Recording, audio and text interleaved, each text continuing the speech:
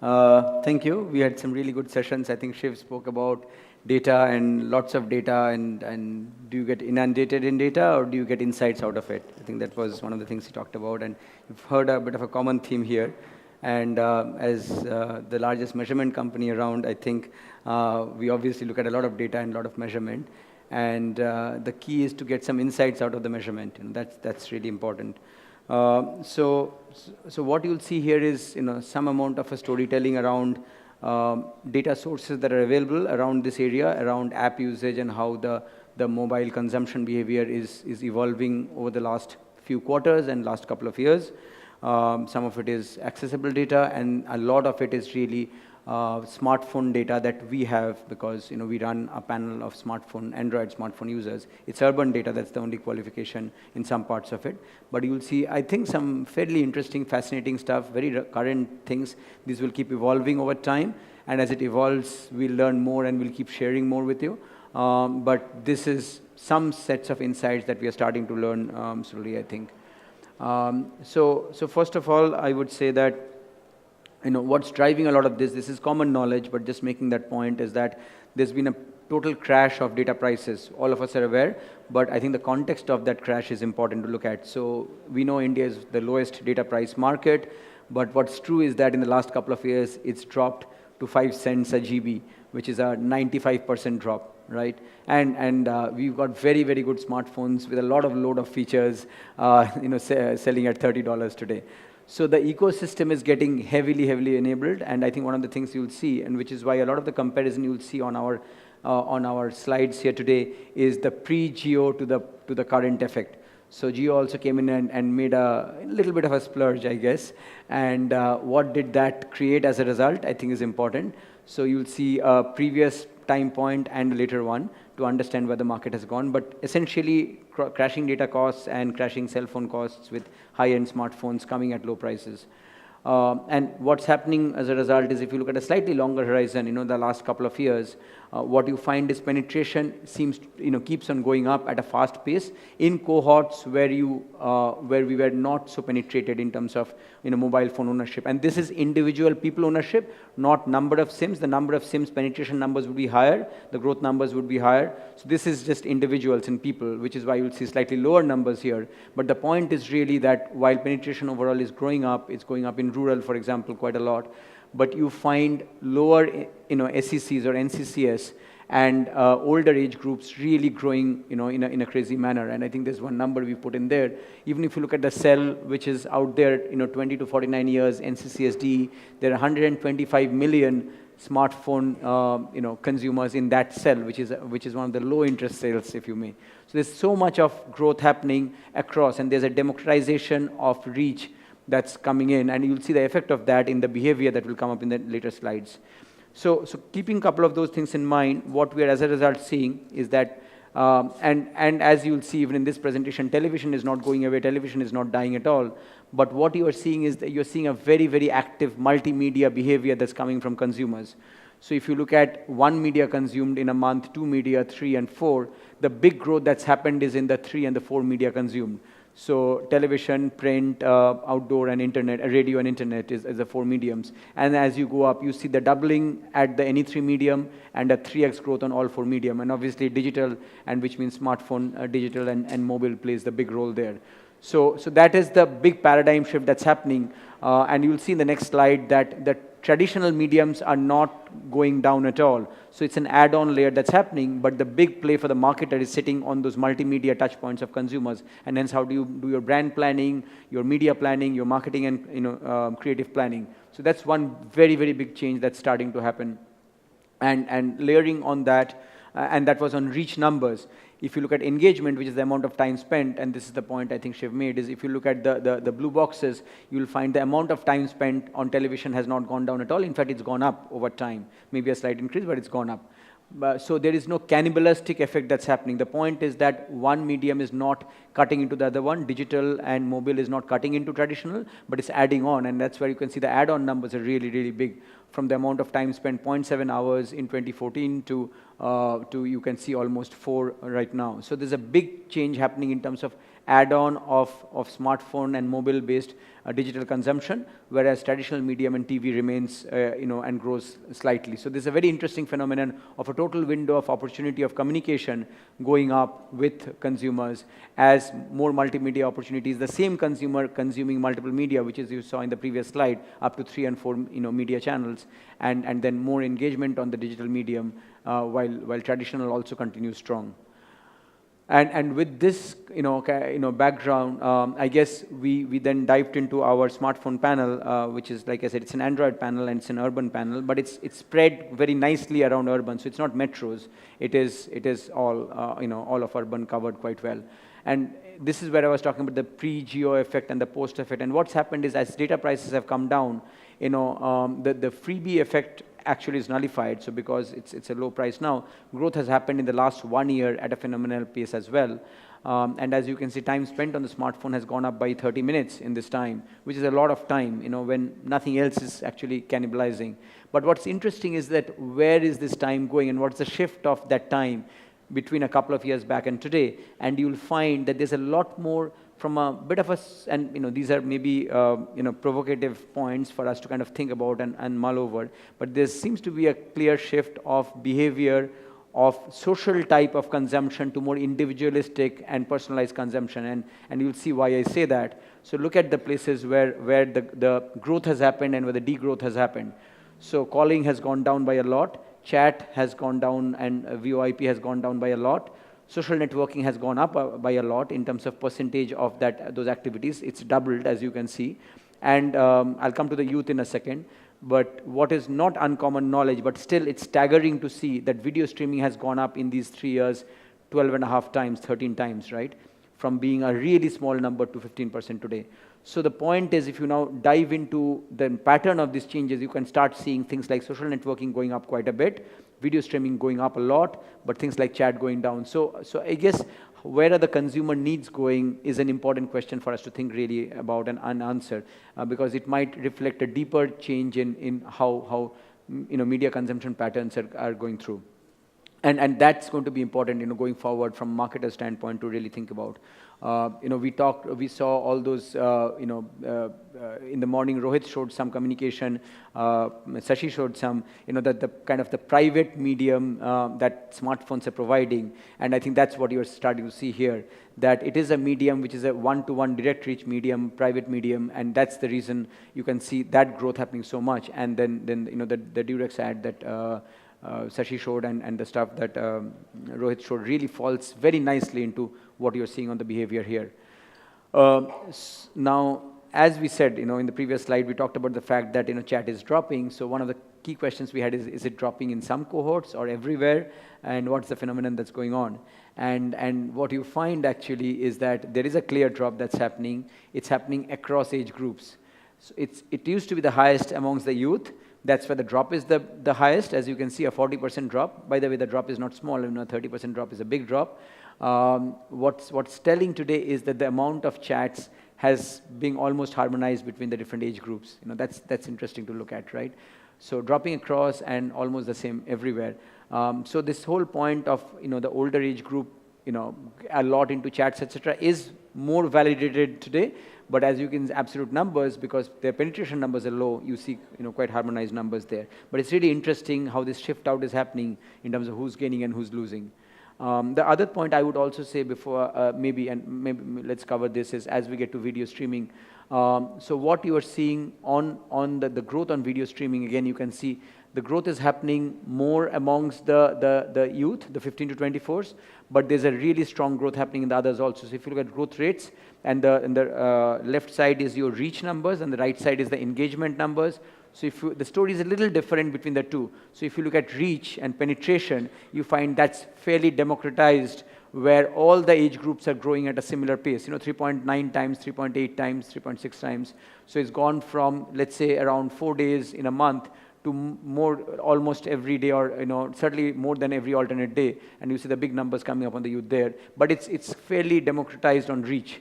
engagement, you can still see a much bigger number for the youth, right? And the growth is also a lot higher. So it's almost a 15x growth for the youth, and 32 minutes per day, which is a big window of opportunity of communication through the smartphone on the digital platform for marketers, and brand guys, and other types of service providers. Many of them we have in this room here. So really telling to understand this shift over from chat to video, and hence the kind of changed opportunities that really come up for us. Another interesting thing, we are just starting to analyze this data. Sashi talked about unified measurement.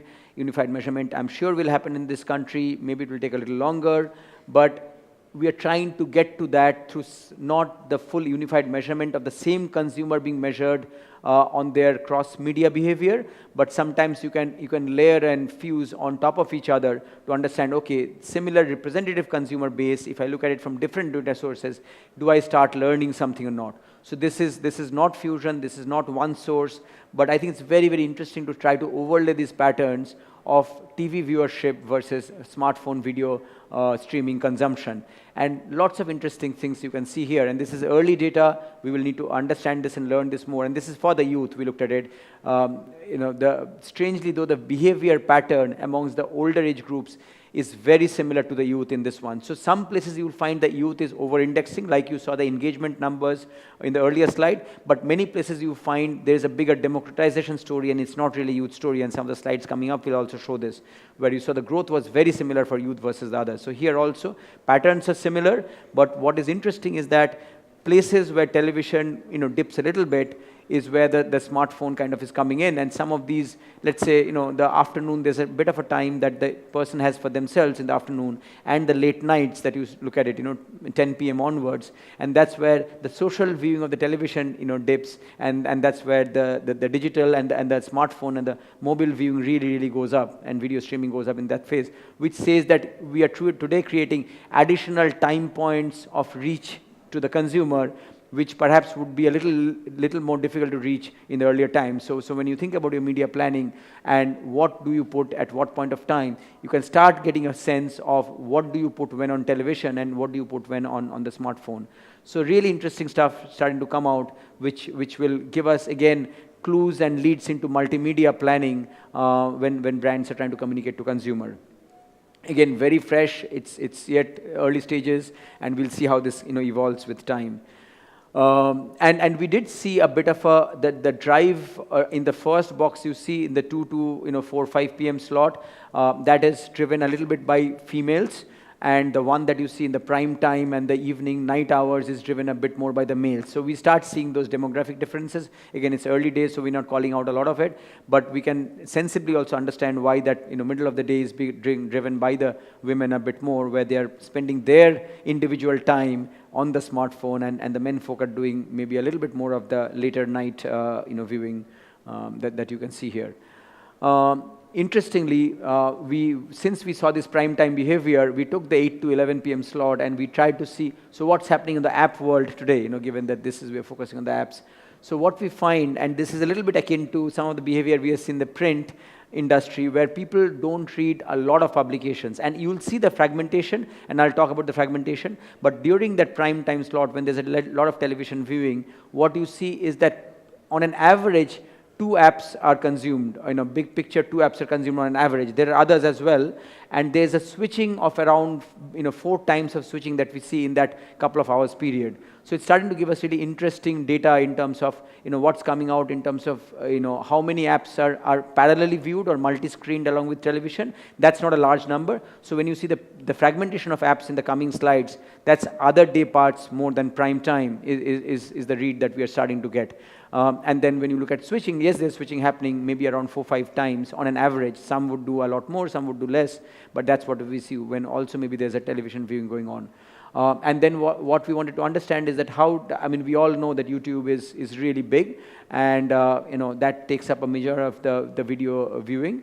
but we did want to understand how it's coming out. So when we look at the first app opened in that prime time period, it is still YouTube by an overwhelming percent, as you say, 81% coming up. But when you start looking at really the total share of reach in that time, then you start others also starting to come up. GeoTV, Hotstar starting to come up quite nicely. So you can see how even in the prime time, other applications are coming up in addition to YouTube, and it's really interesting that play happens. So again, apps are our lives. What we'll do is we'll play a video real quick to kind of talk about it. And it's a nice video where there's a marketing executive, there's a couple of students, there's housewife, there's a musician, and what are the very different use cases of apps that they're talking about. And the diversity of this small conversation is really interesting. How do we play the video? Somebody can play it for me? It needs to be clicked, or a click will do it? Oh, sorry. Yeah. Hello. So I remember my dad would spend 30 to 40 minutes reading the papers every day with his cup of tea. I really don't have that time in the morning, so I catch my news on InShots. When there is cricket going on, it's ESPN cricket. And so by the time I'm home, I already know the news which is going to come out in the newspapers the next day. I really like Snapchat because you can talk about other people on it and gossip, and you don't have to be worried about people sending screenshots to the other person. And even if they do take a screenshot, you're notified about it. So I'm still in touch with my college friends and school friends, and it's pretty cool because of technology. Like, you just log into your instant messaging and your social media, and you have a glimpse into everything about them.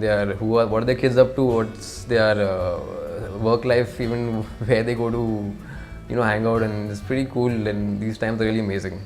I used to constantly worry about my daughter's safety when she'd be back late from work or from a party. But now, not anymore.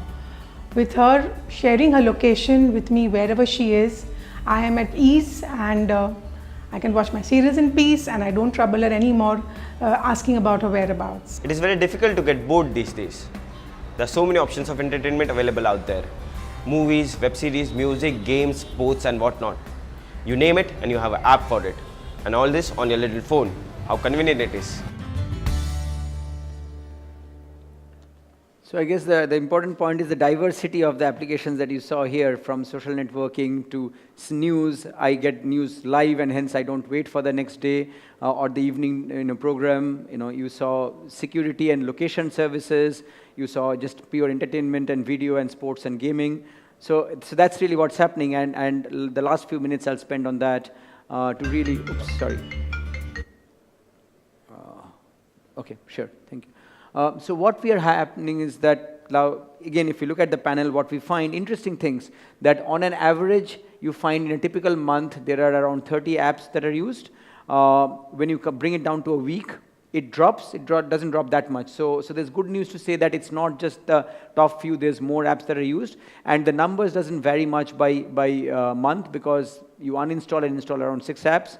But what's interesting is the behavior of the total population. The behavior of the youth is quite similar, actually, where you find around 20 numbers. So what we said, okay, let's look at those 20 apps on a weekly basis that people are using, because 1 week is a fairly concentrated period of time. And no real rewards for guesses here.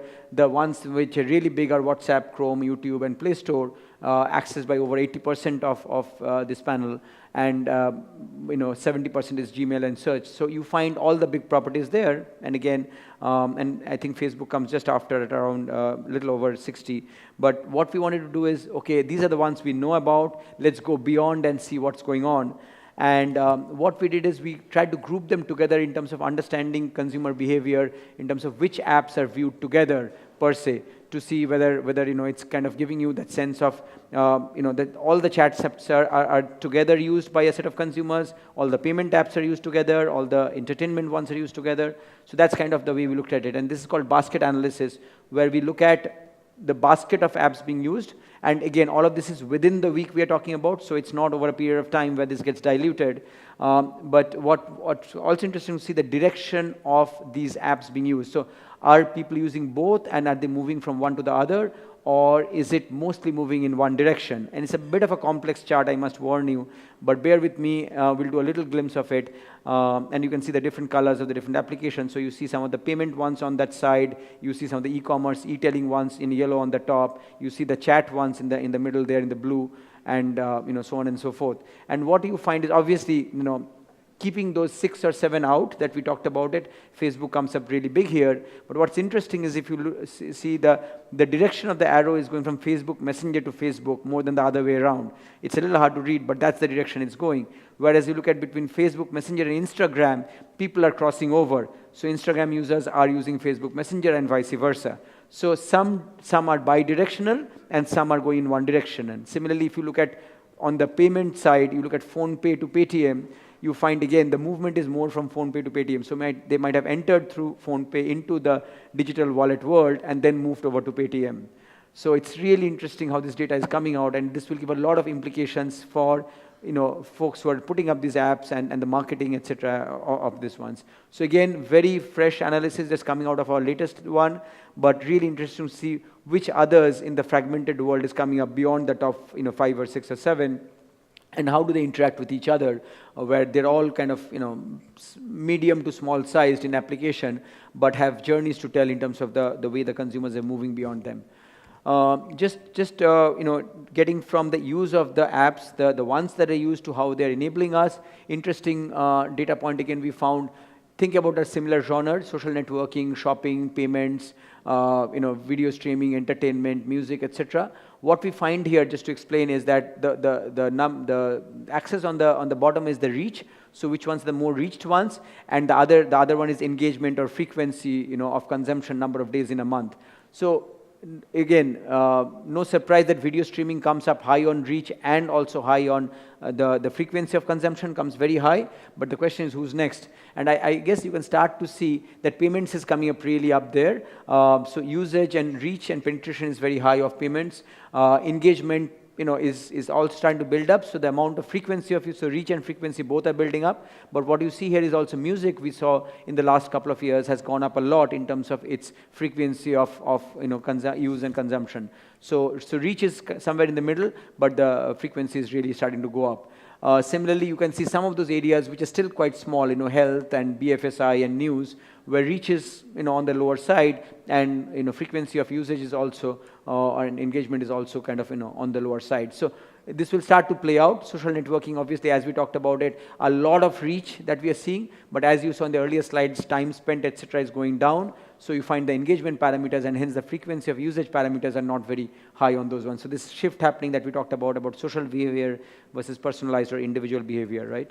So it's really interesting, this is starting to come out. Just going from there, and I know we are on time here, just a couple of points to make as we close it. Flowing from the previous slide, what we really see that if you look at shopping and mobile payments, and then you look at the banking apps, what you start to see again in reach, and then in terms of usage in a month, and then days in a month to really get to the depth of the usage, you start seeing that the reach is harmonizing quite well, except for the banking ones, where it has still grown a lot.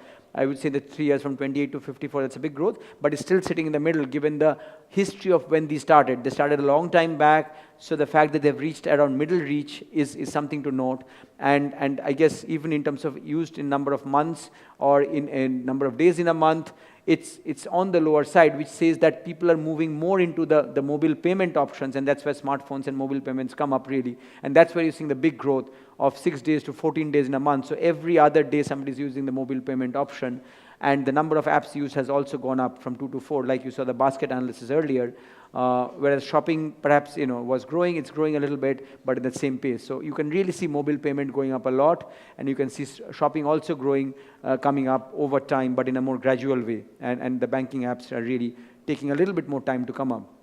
And as a result, a couple of applications I'll call out, and then we close this, is that we know that generally, ordering stuff on groceries on the apps is still a lower phenomenon. So what I'll do is I'll kind of call out some of the popular apps which have really integrated into our into our lives, calling a cab, your Ubers, and all those ones, and then ordering a meal, and then finally groceries. And the reason we've called these three out last is because the first couple have become very popular, as you can see the numbers, 14 going up to a 35% in terms of penetration of calling a cab, and then meals also have gone up a lot. What's interesting is that what is taking time, and I'll show you a global view of this across the world, is for FMCG to get into the E mode really. And even there you can start seeing the shift, in terms of from zero usage to 10% of the panel using the apps to order groceries. And also the consumption number of times is going up from 2 to 4, which is almost once a week, right? So with that in mind, I'll kind of show you what's happening in India in terms of actual sales on e-platforms, on FMCG. And the interesting thing here you can see is that this is being led by the East and not by the West. If you look at the numbers, FMCG e-commerce sales as a percentage of total FMCG is 3% in the US, 2% in Canada, 1.3% in Australia, and so on and so forth. Look at the number. UK is doing a pretty good job, but look at the East. South Korea at 18, China at 14, Japan at 5, and just so you have it, India has doubled from 0.5% to 1% in the last 1 year. So we'll see where India goes, but you can start to see that even the toughest test of this is FMCG, where apps are used less, and even there we've doubled in the last 1 year, and we are at a 1% today of the FMCG e-commerce sales. So with that, I guess I'll close this with a couple of thoughts that we talked about. So one, we find as digital is complementing traditional media, not taking away from it.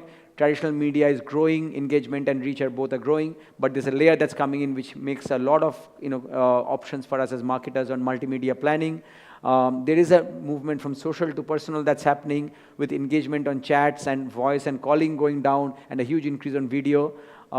There's a comfort with digital transactions, especially mobile apps, that's coming in, a little less so with banking, so that's really transforming our lives.